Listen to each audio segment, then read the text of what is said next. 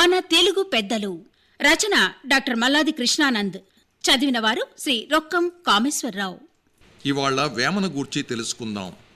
వానకు తడవనివారు ఒక్క వేమన పద్యం కూడా రాని తెలుగువారు ఉండరన్నది లోకోక్తి.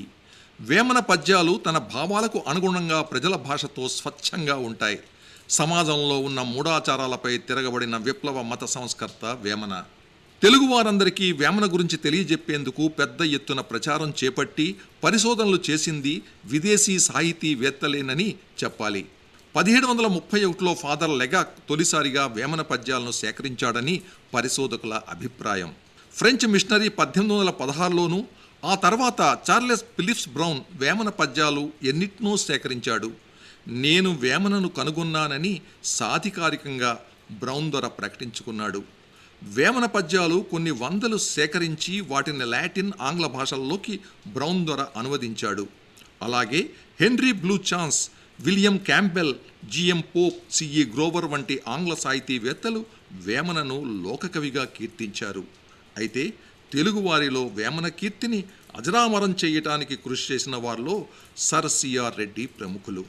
రాష్ట్రంలో పలు ప్రాంతాలలో వేమన జయంతులు, వేమన సంఘాల ఏర్పాటుకై శ్రీ రెడ్డి కృషి చేశారు. అలాగే శ్రీ కొమర్రాజు లక్ష్మణరావు, శ్రీ సురవరం ప్రతాపరెడ్డి, శ్రీ మల్లంపల్లి సోమశేఖర శర్మ, శ్రీ వేటూరి ప్రభాకర శాస్త్రి గారు వేమనను మత సంస్కర్తగా ప్రస్తుతించారు. అయితే కేంద్ర సాహిత్య అకాడమీ వారు ప్రముఖ పత్రికా సంపాదకులు శ్రీ నార్ల వెంకటేశ్వరరావుచే వేమన చరిత్ర రాయించి 14 భాషల్లో అనువాదం చేసి విశేష రీతిలో ప్రచారం చేపట్టారు. నేడు ఎందరో తెలుగు యువ కవులు వేమన గూర్చి సిద్ధాంత వ్యాసాలు సమర్పిస్తున్నారు. డాక్టర్ ఎన్ గోపి, బంగోరే పరిశోధనలు ఎన్నో విలువైన సత్యాలను లోకానికి వెల్లడించాయి. ద్రవిడ భాషలన్నిటిలోకి, ఆంగ్ల యూరోప్ భాషల్లోకి వేమన పద్యాలు అధిక భాగం అనువదించారు.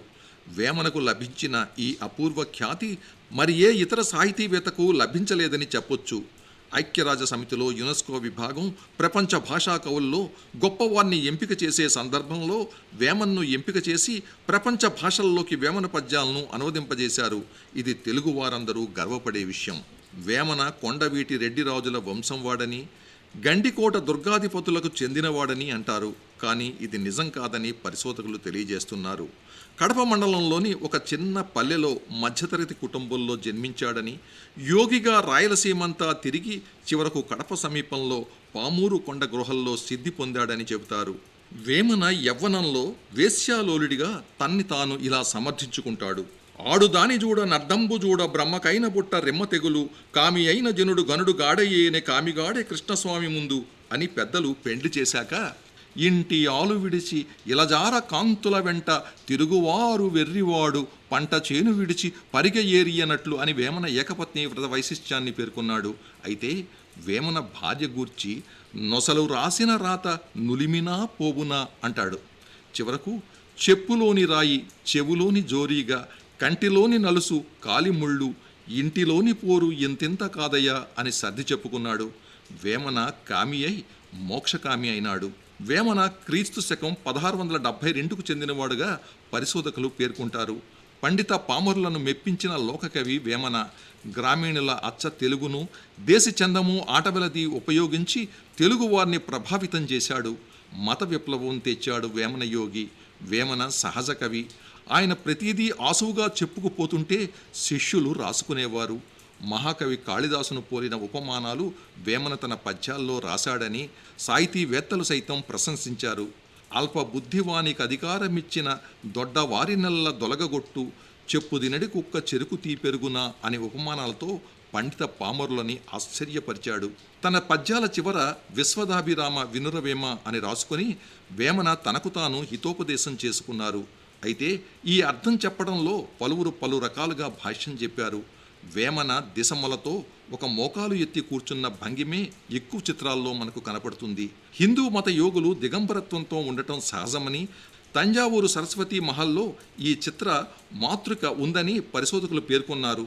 అయితే ఒకనాడు కాకలు తీరిన 2 కోడెలు తలపడి పోట్టాడుకుంటుండగా ఆ దారిన పోతున్న వయసులో ఉన్న వేమన తన శక్తి సామర్థ్యాలతో వాటి కొమ్ములను అటూ ఇటూ నిలబెట్టి తుతకు తరిమి కొట్టాడట. ఆ సందర్భంలో ఓడిన మొలపంచే తిరిగి కట్టుకోలేదని, దిశమలతోనే యోగి అయ్యాడని కథగా చెబుతారు. తల్లి గర్భమందు తా పుట్టినప్పుడు మొదలు బట్టలేదు తుదను లేదు నడుమ బట్టగట్ట నగుబాటు గాదగో అని వేదాంత ధోరణిలో వేమన అన్నాడు. అందుకే ట్యాంక్ బండపై నెలకొల్పిన వేమన విగ్రహం కూడా దిగంబరంగా ఒక మోకాలు ఎత్తి కూర్చున్నట్లుంటుంది. సంఘంలో జరిగే పలు అసత్యాలను మోసాలను తీవ్రంగా నిరసించాడు వేమన. తాను చెప్పింది ఎదుటివాని మనస్సుకు హత్తుకునేలా లోకోక్తులతో చిన్న చిన్న పదాలతో బోధించాడు. పుత్రోత్సాహం గురించి పేర్కొంటూ తల్లి తండ్రి మీద దయలేని పుత్రుండు పుట్టనేమి వాడు గిట్టనేమి పుట్టలోని చెదలు పుట్టవా గిట్టవా అని తల్లి తండ్రి తొలి గురువులని వేమన ప్రబోధించాడు. అలాగే ఆత్మశుద్ధి లేని ఆచారమదియేలా బాండశుద్ధి లేని పాకమేలా చిత్తశుద్ధి లేని శివపూజ ఏలరా అని వేమన కపట పూజాగ్రస్తులను విమర్శించాడు. మరో పద్యంలో చంపదగిన ఎట్టి శత్రువు తన చేత జిక్కినేని కీడు సేయరాదు పొసగ మేలు చేసి పొమ్మనుటే చాలు అని పగను ఎలా పెంచుతుందో వర్ణించాడు. ఇలా వేమన పద్యాలు నిత్య సత్యాలను చాటి చెబుతున్నాయి.